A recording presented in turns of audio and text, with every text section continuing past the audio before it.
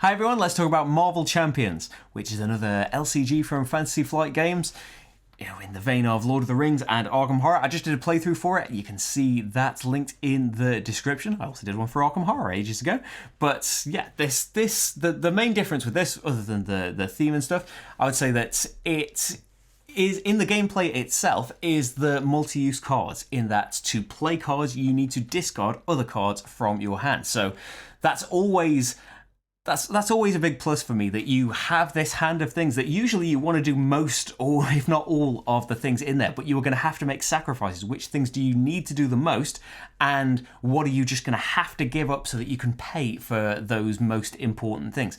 I love that as a gameplay mechanism, and I am really pleased to see it in here. Previously in Arkham Horror, it's earning resource tokens through the end of round, or taking it as an action, or earning them from cards and things. I really like that the whole part of it has been replaced by multi-use cards, discarding cards to play other cards. That's the main difference in the gameplay for me. The deck building and stuff, having the different types is quite similar. It's a little bit different in that the hero that you play as has a smaller set of cards that are just for them, that add their own flavour to it. That's a nice thing. And that they've all got their own kind of mini nemesis, their arch villain that can enter the game if particular cards from the main villain deck are drawn. I like that element of it as well. And everyone's got this obligation.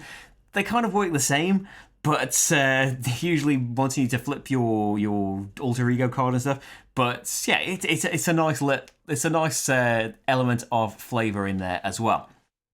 I'd say that I think this a little bit about Arkham Horror. I haven't done a main video ever updating this, but I feel like I've mentioned it a few times before, that in my original first impressions of Arkham Horror, the card game, based just on the base box, it didn't give you very much, and the three scenarios felt quite similar, and that, it was missing some things, I felt like.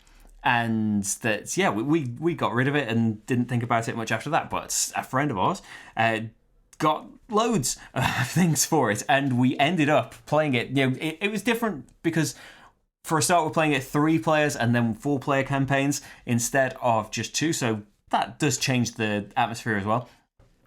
But playing it with the expansions, I saw straight away from the first full campaign, where the main thing that sticks out, and is always my big memory of Arkham Horror now, is there is a level, there is an episode of the first campaign where we are on a train and we're trying to progress through this kind of runaway train. We're trying to get to the front of it because the whole back of it is getting torn away into nothingness.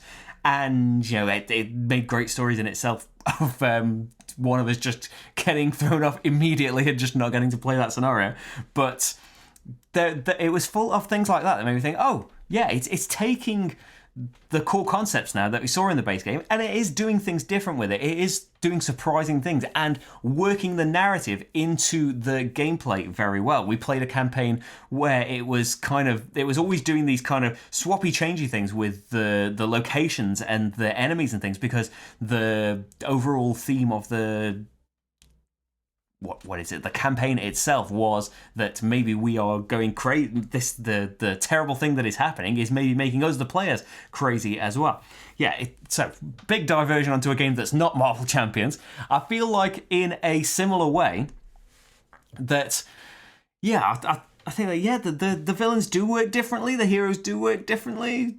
It's cool, but I feel like it's just one of those situations where if you came to Marvel Champions in 6 months' time, when they've released, they've announced already, is it 2 packs for the scenarios, and they're almost certainly going to have a regular schedule like Arkham has. I feel like if you came to Marvel a little bit later, in 6 months or a year's time, and it's got all of this extra stuff for it, and they've used all of these ideas that they've had, that they probably want it to keep it as simple as possible for the base game, so it's got a wide appeal, especially with something like Marvel. Surely this is the theme out of all of them. Not that Lord of the Rings is small, or that Arkham Horror has certainly got a massive fan base just for the card game itself, but just Marvel as a thing is certainly these days is a huge mainstream hook that if you can make the game simple enough to grasp, that it could absolutely take off. Not that the game is crazy simple or anything like that, but yeah, I feel like in a similar way to the Arkham base box, they probably want to keep things not entirely the same, but similar, and not have great big things to learn. It does still have keywords and you need to look them up, but I think that Fantasy Flight does a great job at that 2 rulebook system where the first rulebook, set the game up in this particular way and we will walk you through the first few turns, then you can play the rest out on your own, and then here's how to deck build and play with some other standard decks if you want to build like that.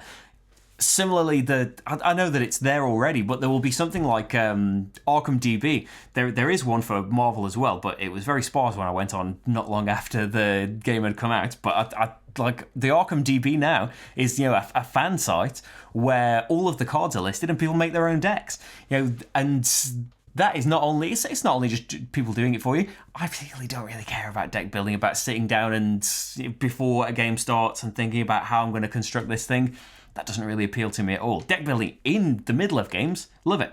But yeah, I don't know what's necessary, and leveling up the cards and stuff in Arkham, I can decide what I want and stuff. But just sitting down and constructing a great big deck with all these interlinking things just doesn't really appeal to me. But reading through people's decks and seeing what they've done, and okay, this is my thought process and this is what this deck does, that's going to be another big plus for this, that okay, I can play this game in a different way now, because now we've got these extra cards rather than just the base set.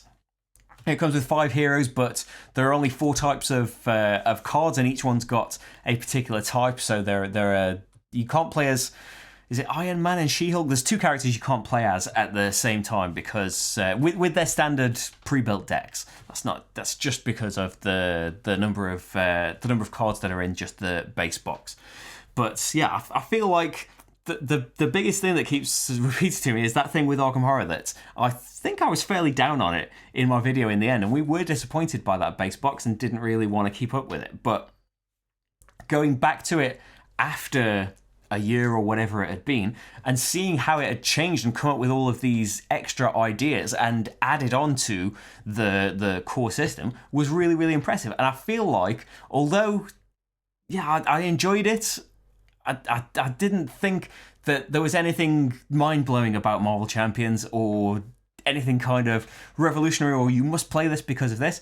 But I feel like in a similar situation, maybe in 6 months' time or something, once you've played through a campaign or however they're going to do Marvel Champions, that it will, in a similar way, it will have all of these extra things to talk about and to think about and to add in, and getting around some of these stranger new ideas with really interesting decks that people have come up with will be another big plus for it as well.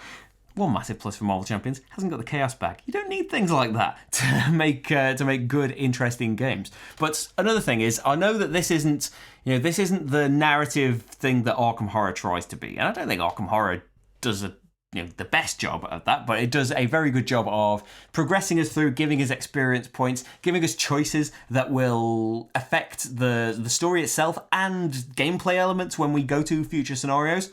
Marvel doesn't have any of that, and I think that could as well be for simplifying it, and that the focus isn't on that narrative part of it.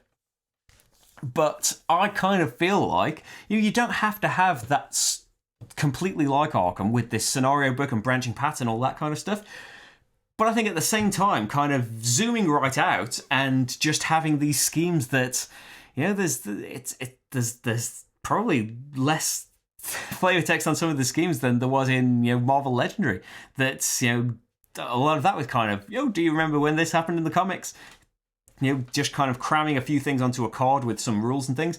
That's kind of the level that this is at in terms of story, and I feel like that is a missed opportunity just because of how much Marvel there is out there. You've got 60 years of comics and artwork and stuff already there for you.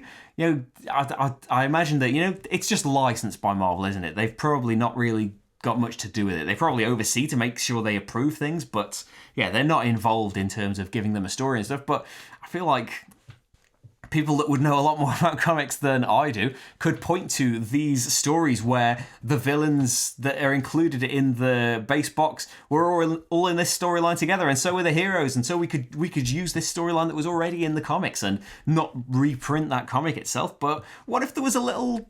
If each of these little scenarios started out with a 4-page comic or something of just us getting into this scenario or how it came to be or something like that, I think that would be such a massive plus. You know, I do miss that ongoing campaign part of Arkham, and while I don't think that it necessarily needs to be replicated exactly, I feel like you could be doing something. I feel like that would be such a massive plus to have an introduction, an intro and an outro for the scenarios themselves. In comic book form, that would be such a massive thing. But yeah, I don't feel like that's something that's going to change. I feel like I only saw a mention on the Board Game Geek forums and then couldn't find any other mention of it, that there's some kind of campaign-based expansion coming. Let me know in the comments if you know more about it than I do, because I only saw that one mention. That would be great. And a user on Board Game Geek has come up with, you know, just with the base scenarios that are in the box and these modular parts that you plug into the villain deck that can make that add its own little difficulty flavorings to the game that you're playing. Someone has come up with a little scenario book in that kind of Arkham style. And so, yeah, if a Board Game Geek user can do it he'd done it before the game even came out.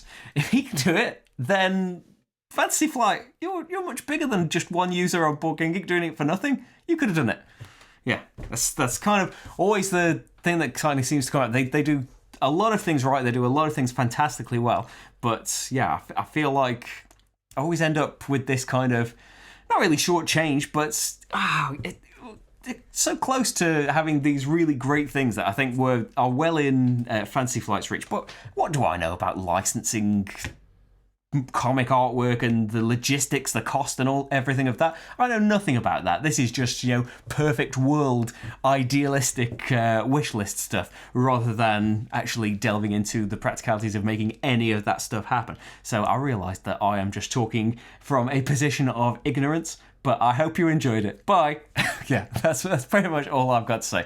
I feel like, yeah, it's not something I'm raving about. It's something I've enjoyed, but I want to hold on to that base box and get into those first expansion releases to see if I can go along with the ride. Like with Arkham, I'd kind of just missed out on it, and if it hadn't been for Dan, hi Dan, buying it all and getting us involved, getting us wanting to go for the campaign altogether, I would have still been just dismissing Arkham Horror and just thinking that it didn't really go anywhere, but it definitely did. So yeah, I'm gonna try and stick with Marvel Champions and hope that the same thing happens here. But yeah, I hope any of this has been helpful. I feel like I've been talking forever about the same things. We're stuck in a loop, everybody. Bye.